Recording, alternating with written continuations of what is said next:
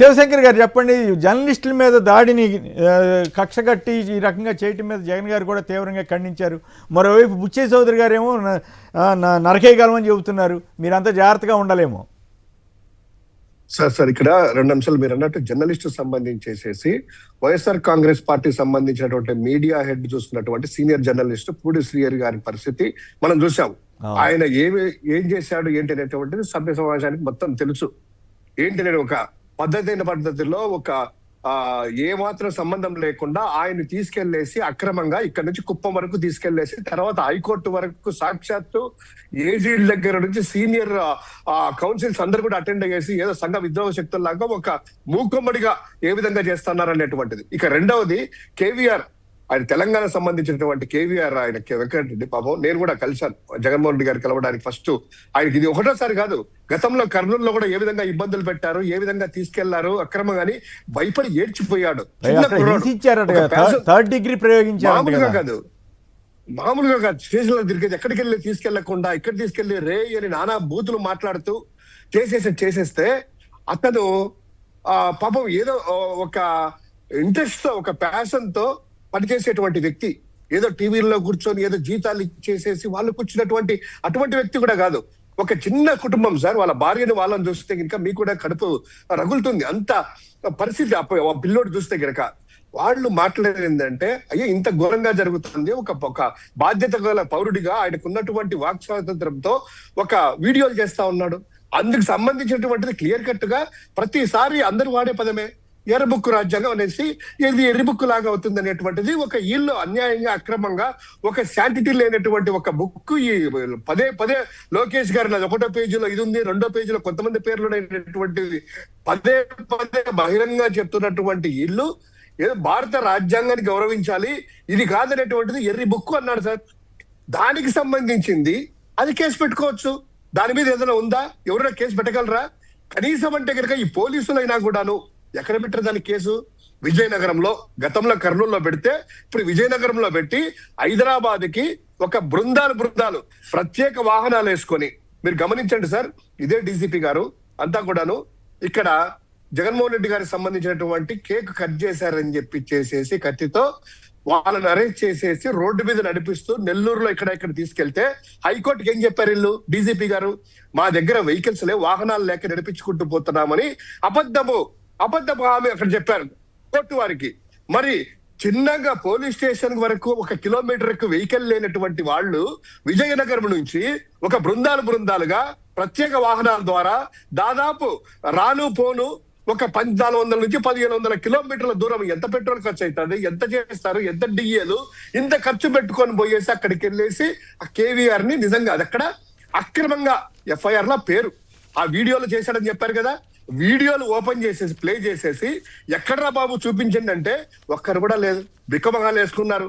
కనీసం అంటే కనుక మన రాష్ట్రంలో కాకుండా పక్క రాష్ట్రం వెళ్ళినప్పుడు ముఖ్యమంత్రి రెడ్డిని కూడాను నిజంగా ఆ జర్నలిస్ట్ అడిగినటువంటి ప్రశ్నలకి రేవంత్ రెడ్డి గారు కావచ్చు, లేకపోతే కనుక డీజీపీ గారు చూస్తే కనుక తల దించుకుంటారు. ఏందబ్బా మన భూభాగం మీద ఇంత దుర్మార్గంగా ఇదేంది అనేటువంటిది. వాళ్ళు జర్నలిస్టులు మాట్లాడిన మాటలకి ఎక్కడా కూడా సమాధానం కూడా రాలేదు.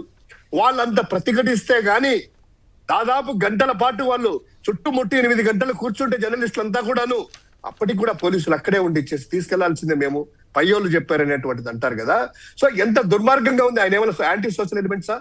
ఆయన రాసింది ఏమన్నా తప్పుందా? సభ్య సమాజానికి ఏమన్నా ముప్పు ఉందా? ఇటువంటి అన్యాయంగా అక్రమంగా ఆయన చేసింది ఏంటంటే ఆంధ్రప్రదేశ్ లో అప్రజాస్వామ్యబద్ధంగా అన్యాయంగా వైసీపీ కార్యకర్తలు కాదు, ప్రజలకు కాదు, మహిళలకి అందరికి కూడాను లా అండ్ ఆర్డర్ అనేది లేకుండా ఈ ఎరిబిక్కుతో పరిపాలన చేస్తున్నారయ్యా. భారత రాజ్యాంగం మనకి ఇచ్చినటువంటి ప్రజాస్వామ్యం ఉంది, రాజ్యాంగ హక్కులు ఇచ్చినటువంటి కేవలము ఆ మాటలు చెప్పినందుకు అతన్ని తీసుకెళ్లారు. సో ఇది ఒకటే కాదు సార్. ఇక బుచ్చయ్య చౌదరి గారు నిన్న మాట్లాడుతున్నారు. ఆయన 6 సార్లు ఎమ్మెల్యే అనుకుంటా, మంత్రి పదవి రాక ఫస్ట్ చేస్తుంటే గెలగెలగెలగెలగెల కొట్టుకుంటున్నాడు. బస్టాయిన వాళ్ళు ఎమ్మెల్యే మంత్రులు అయ్యారు, వీళ్ళందరూ మంత్రులు అయ్యారు, గతంలో ఎమ్మెల్సీలు మంత్రులు అయ్యారు, టీడీపీ నుంచి వైఎస్ఆర్సీపీ నుంచి కొనుక్కున్న వాళ్ళకి డబ్బులు ఇచ్చి వాళ్ళకి మంత్రి పదవులు ఇచ్చారు. గతంలో కూడా 2014-19లో నాకు ఇవ్వకపోయని చెప్పి గిలగిలగిలగిలా కొట్టుకుంటూ ఫ్రస్ట్రేషన్ లో లాస్ట్ కి చివరి ప్రయత్నంగా జగన్మోహన్ రెడ్డి గారిని తిడితే, అంబటి రాంబాబు గారిని తిడితే ఏమైనా కరుణిస్తాడేమో లోకేష్, కరుణించి మంత్రి పదవి ఇస్తాడనుకున్నాడేమో కానీ బండ బూతులు తిడితేస్తే చేస్తారు. అదే విధంగా రాధాకృష్ణకి వందన పాడుతున్నాడు. ఇలా మీరు అన్నారు కదా డర్టీ డజన్ లాంటి వ్యక్తి ఆయనకు మద్దతు ఇస్తా ఉన్నాడు. ఇప్పుడు ఆయన చేసినటువంటి అన్యాయాలు అక్రమాలు ఏంటి, ఈ యొక్క మహిళా సామ్రాజ్యాన్ని బుచ్చయ్య గారు మీ భార్య కావచ్చు, మీ చెల్లెలు కావచ్చు, మీ కోడలు కావచ్చు, అది అందరికీ అన్వయించుకుంటే కనుక ఒక్కసారి అది కరెక్టేనా, రాధాకృష్ణకు మద్దతు ఇస్తామా మనం అనేటువంటిది మీరే ఒక్కసారి ఆలోచన చేసుకోండి. మీ గుండె మీద చేసుకొని మీ కుటుంబ సభ్యుల్ని, మీ భార్య గారిని వేసుకొని నిజంగా ఇది మంచి పదమేనా కాదనుకుంటేట్టుకంటే మీరు కూడా రాధాకృష్ణ సపోర్ట్ చేస్తారో ఏదో మీరు ఒకసారి ఆలోచన చేసుకోండి. ఇంకా ఏమంటారు సార్, అంబటైనా గిమ్మటం పంపిస్తాము, మా వాళ్ళు అనుకుంటే నరికేస్తాం.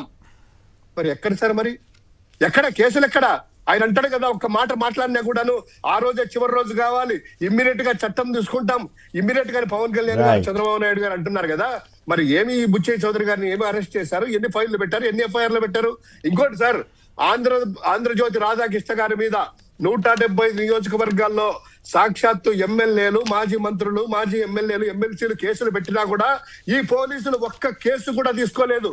ఎక్కడ తెలంగాణలో కేవీఆర్ మీద పెడితే ఇక్కడ ఇమ్మీడియట్ గా యాక్షన్ లకి దిగి 10 మంది పోలీసులు అక్కడికి వెళ్తున్నారు కదా. ఏం చట్టం అందరికి ఒకరికేనా? తెలుగుదేశం పార్టీకైనా చట్టము? ఈ రాష్ట్ర ప్రజలకు కాదా? మరి ఎందుకు ఒక్క ఎఫ్ఐఆర్ వేయలేదు? ఎందుకు రాధాకృష్ణ గారి నోటీసులు పంపించలేదు? ఇది సభ్య సమాజం అనేటువంటిది ఒకసారి ఆలోచన చేస్తా ఉంది. కనీసం అంటే ఏదో చూడలేదు. రైట్. ఇక వెంకట్ గారు హైదరాబాద్ నుంచి. వెంకట్ గారు నమస్కారం, సంక్షిప్తంగా మాట్లాడండి.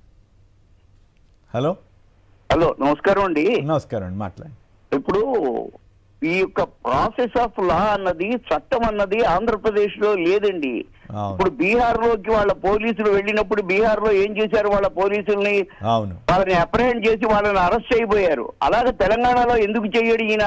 ఇది ఇప్పుడు కాదండి, అసలు ఈ రెడ్ బుక్ మొదలైనప్పటి నుంచి ఎంతమందిని తెలంగాణ నుంచి అరెస్ట్ చేసి ఆంధ్రాకి పట్టుకెళ్లారండి. అవును. ఏమిటి అసలు ఏం జరుగుతుందో ఎవరికి అర్థం కావట్లేదండి. ఆయన ఒక పద్ధతి లేదు. కాదు చివరికి తెలంగాణ సమాజం మీద చంద్రబాబు, లోకేష్ పెత్తనం చేస్తున్నారంటే రేవంత్ రెడ్డి గారు నిస్సహాయంగా అవునవునని వాళ్ళకి భయం చేస్తున్నారని తెలంగాణ జర్నలిస్టులు విమర్శించే పరిస్థితి తెచ్చుకుంటున్నాడు. ఎందుకో అట్లే చట్టబద్ధంగా ఎవరేం చేసినా తప్పు కాదు. వాళ్ళకి కోర్టుకి పర్మిషన్ తీసుకోవటం లేదా ఇన్ఫర్మేషన్ ఇవ్వటం, ఇవన్నీ వాళ్ళతోటి కోఆర్డినేట్ చేసి నిజంగా తప్పు జరిగిందా లేదా అన్న దాని మీద ధృవీకరించుకోవటం, ఇవన్నీ చేయొచ్చు. మరి అట్లాంటివి చేయకుండా వాళ్ళు ఎందుకు చేస్తున్నారు? ఈయన ఎందుకు ఒప్పుకుంటున్నాడు?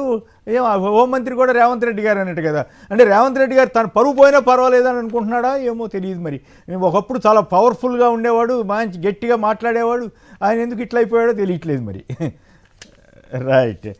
సుధాకర్ గారు రాజమండ్రి. సుధాకర్ గారు నమస్కారం. కొమ్మినేని గారు, ప్యానలిస్టులకి, మీకు వీక్షకులందరికీ నమస్కారం. నమస్కారం సార్. శివశంకర్ గారికి ఒక మాట చెప్తానండి. ఏంటది? శివశంకర్ గారు, మొన్న నాకు చాలా ఘోరమైనటువంటి పరిస్థితి ఎదురైంది. ఎందుకంటే నేను బస్సులో వెళ్తూ మా పక్క ప్రయాణికులతో మేము ఏదో విషయం మాట్లాడుకుంటుంటే ఒకడెవడో లేచి, అసలు నీకేంటి అమరావతి చూసావా అంటే పోలవరం చూసావా అని చెప్పేసి ఆ కుర్రాడు చెబుతున్నాడు. అతనికి ఇంతకీ 5 సంవత్సరాలు ఉంటాయండి. అది ఫస్ట్ టైం ఓటేసాడంట. ఓటేసిన పార్టీ గురించి మాట్లాడుతున్నామంట. అంటే వాక్ స్వాతంత్రం కూడా లేకుండా అయిపోయే పరిస్థితులు వచ్చినాయండి రాష్ట్రంలో.